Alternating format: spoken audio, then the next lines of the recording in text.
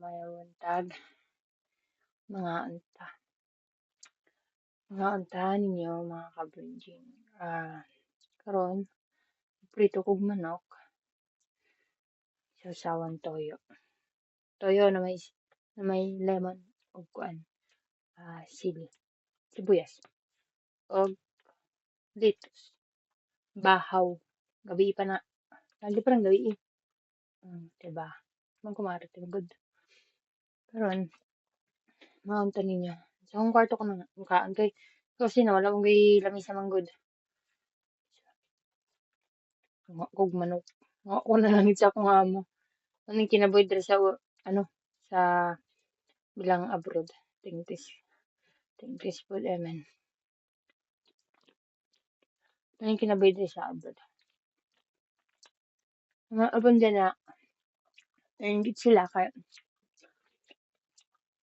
naka-abroad me. Mas mainggit mi sa inyo ha. Kay kamo nakauban ninyo yung pamilya kami wala. Dili tanang oras nga makakaon mi. Tarong usahay trabaho mi nga walay kaon. Yan kape lang sa adlaw kape lang. Then gabi na lang makakaon og tarong kay samtang gakaon ka. Ginatawag gyapon ka. So dili jud ka kamo nagkaon. Dili ka kamo nagkaon kay so nakita yung kanang gakaon. Tawagon gyapon pa nila. Nga direct sa mga so pa mag-upload diha. Man ninyo. Dapat kusog yung mga buot. Dili kay mayon mga sayon lang pag-abroad dili. Nasod. Mingaon ko sa yung pamilya. Number 1 na. Homesick. Lovesick ha. Homesick ha. Homesick. Mingaw kasi yung lugar. Dahil ang lugar diri sa tuwa kay. Buntag siya maka dungog tag mga radyo. Sounds. Music.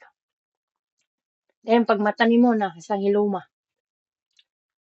Daig pang nainamatay. Nung kining lugar ha. Pag madunggan nga music, kundi madunggan ng mga Allahu Akbar. Wala. Madunggan mo.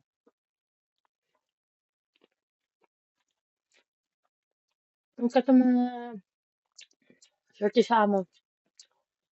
Kapala dyan na nila. Kaming dili swerte sa amo.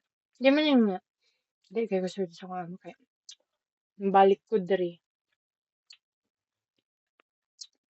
Nasanay na ko sa amo man na yung balik ko diri.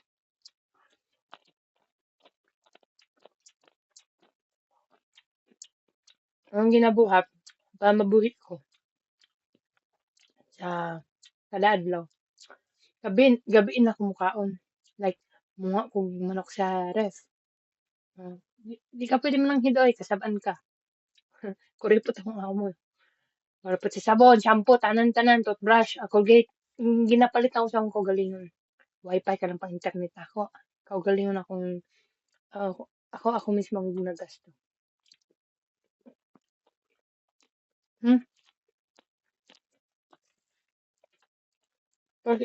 Depende sa amo kung tagaan kag SIM.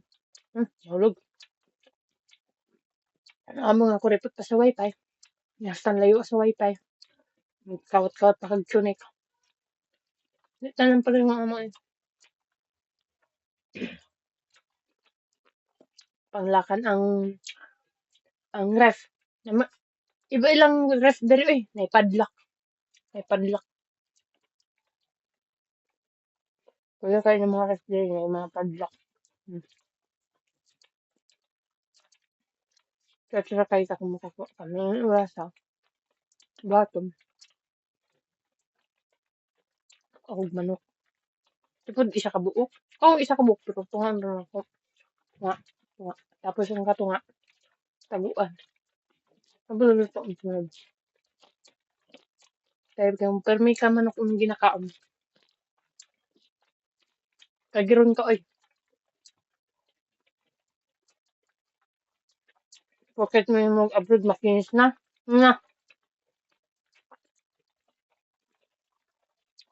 may pagnananggi ka na lang kasi inyo kay kinis pa imong kutis. Kaya dire, puno jud kag lawas jud, puno jud kag gid. Di pud tanon. Ay manubo ba nga tungod sa kinahangog manok.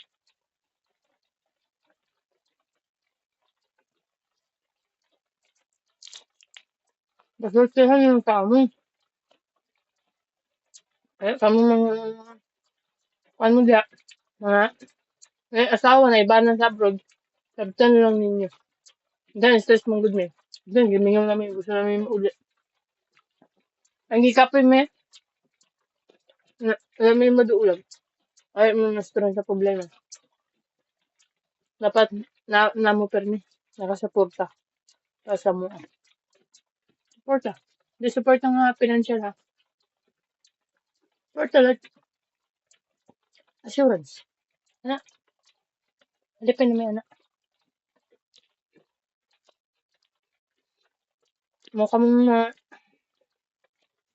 mga banang asawa sa Pinas.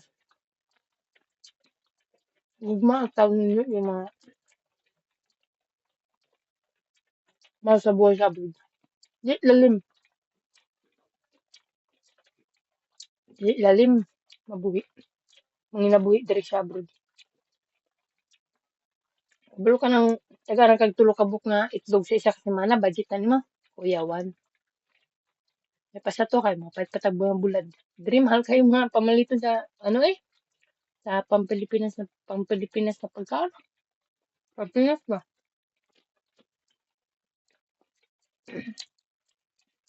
Yung pag-uli ng makinis mi. Makinis lang may kapag ano, na may ginagamit na mga product, mga beauty product. Kasi ipait ng beauty product. Ipait na lang mag-isa kasi saka sa akong bugas sa Pinas. Mga may presyo na. Kasi kayo mga nabuhi. Sinod lang. Ang mga abroad, andam na lang mo kay. Ayun na yung reality sa abroad. Katulong pa kag mga bastos. Ang mga walay mga buot. Andam na lang gid mo. Kus guna lang gid yung buot. Muna akong giningon sa inyo. Kaya mo kainggit sa mga nang-abroad ha. Kamu diha, sa Pinas, mo kainggit nang-abroad, inggit-inggit mo ana. Oh, pang-abroad pud mo. Para masulayan ninyo kung unsa kalisod ang sa ka-abroad. Lalo na kapag sa Middle East. Lang, salamat. Babush. Kaunsa ko man hindi ko magmukbang. Sobra pa akong kaon.